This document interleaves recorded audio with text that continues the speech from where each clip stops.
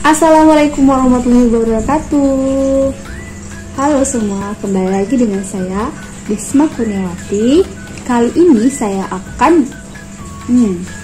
mempunyai tugas baru, yaitu simulasi mengajar strategi pembelajaran biologi. Nah, jangan lupa disimak ya. Dah. Sebelum kita masuk ke materi sistem pencernaan, Ibu ingin bertanya kepada anak-anak, apakah kalian sudah makan? Jika ada yang belum makan, selesai kelas ini kita makan ya, supaya kita biar makan. Ya, betul sekali. Makan adalah salah satu kebutuhan kita sehingga kita mendapatkan energi. Nah, jika kita tidak makan, kita akan merasakan lemah, lesu, dan kita akan kekurangan energi pada saat aktivitas kita. Nah, sekarang kita akan memasuki materi. Pokok pembahasan materi kita hari ini ada 3 macam, yaitu zat makanan, lalu ada proses pencernaan, dan organ pencernaan. Nah, Ibu ingin bertanya, apakah ada hari ini yang tidak masuk? Masuk semua ya, alhamdulillah. Nah, ada yang tahu hari ini kita akan membahas materi tentang apa? Ya, hari ini kita akan membahas materi tentang sistem pencernaan. Nah, apa sih sistem pencernaan itu? Nah, kenapa sih kita harus mempelajari sistem pencernaan itu? Nah, berikut ada sebuah gambar. Nah, pasti kalian sudah tidak asing sama gambar yang di samping ini. Ya, itu adalah nasi padang. Wah, pasti lezat sekali ya. Apalagi bagi anak kosan yang makanan sehari-harinya mungkin ya. Nah, ada yang tahu zat apa saja makanan di nasi padang tersebut? Ya, jadi satu porsi nasi padang itu terdiri dari karbohidrat, mineral, protein, vitamin, dan mineral. Nah, apa sih Bu zat makanan itu? Nah, zat makanan adalah senyawa kimia yang mengandung dalam bahan makanan melalui makanan mempengaruhi nutrisi yang dibutuhkan oleh tubuh kita. Nah, nutrisi itu apa saja? Tadi Ibu sebut, yaitu ada karbohidrat, lemak, protein, mineral, dan vitamin. Nah, sekarang kita masuk ke karbohidrat. Apa sih fungsi dari karbohidrat itu? Ada yang tahu? Ya, betul. Fungsi karbohidrat sebagai sumber energi yang berperan sebagai peran penting dalam metabolisme. Nah, ada 3 karbohidrat. Yang pertama ada monosakarida, yang kedua ada disakarida, yang ketiga ada polisakarida. Contoh-contohnya apa saja dari ketiga jenis tersebut? Nah, yang pertama ada monosakarida. Monosakarida itu contohnya seperti glukosa, fruktosa, dan galaktosa. Nah, pada disakarida contohnya seperti laktosa, maltosa, dan sukrosa. Nah, yang ketiga ada polisakarida. Contohnya seperti pati dan selulosa. Nah, sekarang kita memasuki yaitu lemak. Apa sih lemak itu? Lemak adalah ikatan organik yang terdiri atas unsur-unsur karbo, hidrogen, dan oksigen dengan sifat dapat dilarut dalam zat pelarut tertentu atau hanya larut pada zat pelarut lemak. Itu. Nah, lemak juga terbagi menjadi dua, yaitu ada lemak hewani dan lemak nabati. Lemak hewani yaitu asam lemak jenuh. Contohnya seperti kuning telur, susu, dan daging. Sedangkan lemak nabati yaitu asam lemak tak jenuh. Contohnya seperti margarin, kacang-kacangan. Nah, sumber lemak yang didapatkan apa saja? Seperti pada vitamin A, D, E, dan K. Dan sebagai pelindung organ tubuh. Dan juga sebagai sumber energi. Nah, lanjut yaitu yang keempat ada vitamin dan mineral. Nah, vitamin dan mineral ini tidak dibutuhkan dalam jumlah besar, tetapi jika kita kekurangan vitamin dan mineral, maka akan menimbulkan masalah kesehatan pada tubuh kita. Nah, vitamin dibagi menjadi dua, yaitu ada larut lemak dan larut air.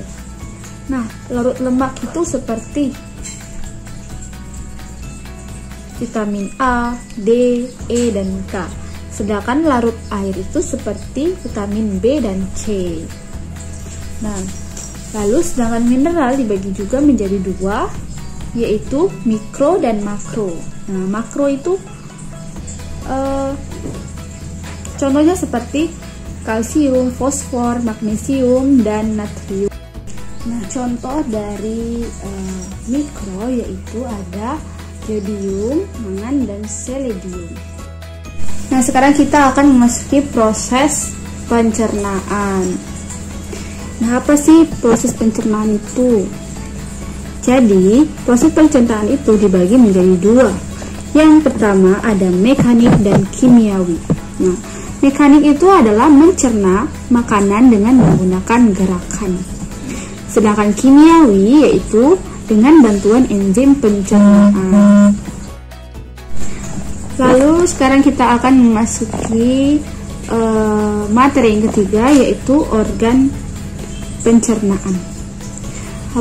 Apa aja sih organ pencernaan di dalam tubuh kita ini?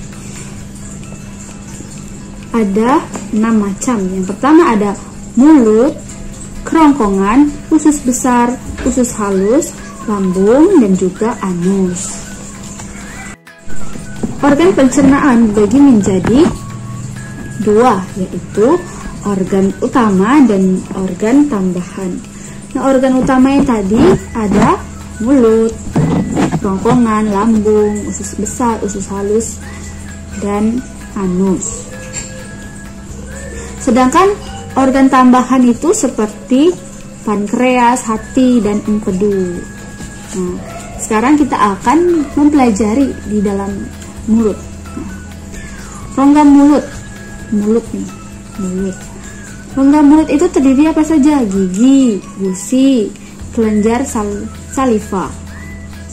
Nah, kelenjar saliva itu dibagi menjadi enzim petialin. Lalu pencernaan di dalam mulut kita terbagi menjadi mekanik dan kimiawi. Nah, mekanik itu apa? Mekanik dalam pencernaan di mulut yaitu sebagai untuk mengunyahnya makanan. Sedangkan kimiawi itu untuk menggunakan bantuan seperti enzim petialin. Nah, enzim petialin itu apa? Berfungsi untuk memecah pati menjadi molekul yang lebih sederhana. Lalu kita masuk yang kerongkongan. Yang kedua, kerongkongan. Kerongkongan terdapat di sini. Nah, setelah makanan dikunyah dalam mulut, makanan akan menuju ke lambung dengan menggunakan gerakan peristatik dengan mendorong makanan di kerongkongan menuju lambung. Nah, lambung itu proses pencernaannya itu menjadi dua juga, mekanik dan kimiawi. Mekanik dalam proses pencernaan lambung yaitu bantuan gerakan peristatik. Nah, sedangkan kimiawi untuk getah lambung. Contohnya seperti enzim. Lalu yang ke berapa tadi ya? Empat, yaitu usus halus. Nah, usus halus itu terbagi menjadi tiga, yaitu usus 12 jari, usus kosong, dan usus penyerapan. Nah, usus 12 jari itu terjadi proses penyerapan sari-sari makanan. Nah, pencernaannya itu hanya memiliki kimiawi yang contohnya seperti getah usus, pankreas, dan empedu. Nah, sampai sini apakah ada yang kurang paham? Jika sudah paham, Ibu akan melanjutinya. Lanjut, yaitu usus besar. Nah, usus besar itu terjadi proses pembusukan sisa-sisa makanan akan menjadi feses. Lalu feses itu akan diturunkan ke rektum. Lalu rektum itu keluarnya melalui saluran akhir, yaitu anus. Nah, ya, anus.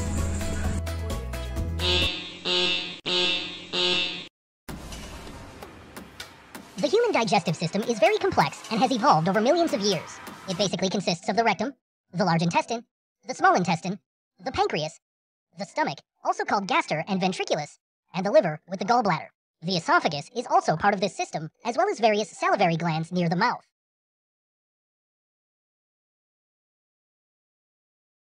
First, the food is broken up in the mouth by the teeth, and then mixed with saliva with the help of the salivary glands.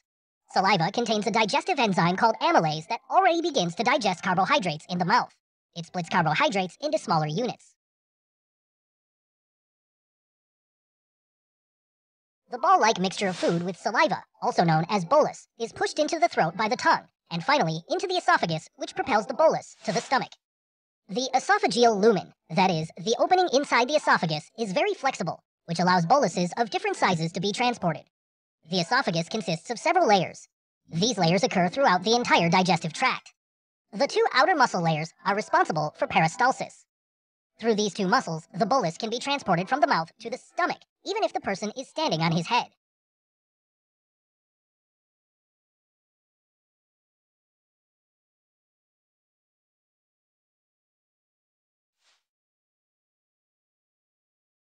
The stomach is often divided into 6 areas. The stomach is composed of a similar structure to the esophagus. It has a longitudinal muscle layer on the outside. Underneath, we can find circular muscle fibers. In addition to this, there is an oblique muscle layer overlaying the mucosa. On the inside, there are rugae that allow the stomach to enlarge when food is consumed. The stomach wall contains gastric glands. They produce mucus, which is able to protect the stomach wall from the secreted gastric acid. Gastric acid is produced by simply smelling or seeing food, but also spices, and the stretching of the stomach causes the secretion, that is, the release of gastric acid. About 1 to 2 liters of gastric juice are produced per day. Since the esophagus does not have a protective mucus layer like the stomach and esophagus are separated by a sphincter. It relaxes when a bolus is pushed from the esophagus into the stomach, and then contracts to prevent acid and food from going back up. Gastric juice consists, among other things, of hydrochloric acid, the enzyme pepsin, the intrinsic factor, and lipase for the digestion of fat.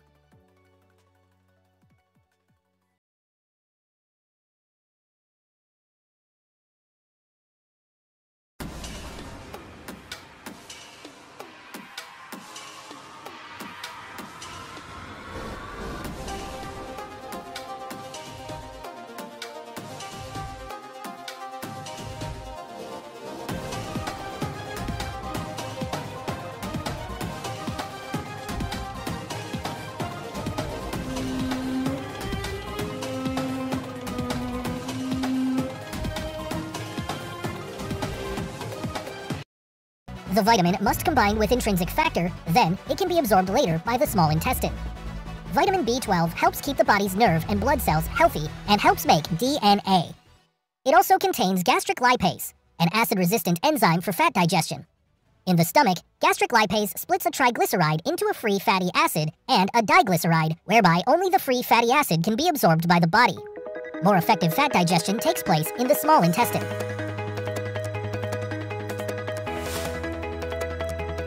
Through gastric juice and stomach movements, which take place approximately every 20 seconds, the individual boluses are mixed to a semi-fluid mass of partly digested food, the so-called chyme. The chyme cannot enter the duodenum at first because there is a sphincter at the stomach exit. The pyloric sphincter resembles the esophageal sphincter. The pyloric sphincter opens only a few millimeters, so that larger pieces remain inside the stomach. In the first section of the small intestine, the duodenum, bile, and pancreatic secretions are mixed with the chyme via the ampulla of Vater. Pancreatic juice contains numerous digestive proenzymes and enzymes. In order for these to do their job, a higher pH... Nah, setelah kalian menyimak dari video yang sudah saya jelaskan, nah itulah materi-materi tentang sistem pencernaan dari sini. Nah, sekarang Ibu akan memberikan kalian sebuah quiz tentang sistem pencernaan ini, agar Ibu lebih tahu pemahaman kalian setelah belajar tentang sistem pencernaan ini. Nah, sekarang Ibu akan memberikan tugas. Tugas. Tapi tidak tugas individu, tapi ini tugas kelompok. Nah, kalian buatlah tugas kelompok yang terdiri dari 4 orang. Dan tugasnya itu membuat gambar struktur organ pencernaan. Nah, itulah materi yang bisa Ibu sampaikan. Lebih dan kurang, Ibu mohon maaf apabila terdapat kesalahan dalam penyampaian dan juga salah memberikan sebuah informasi materi.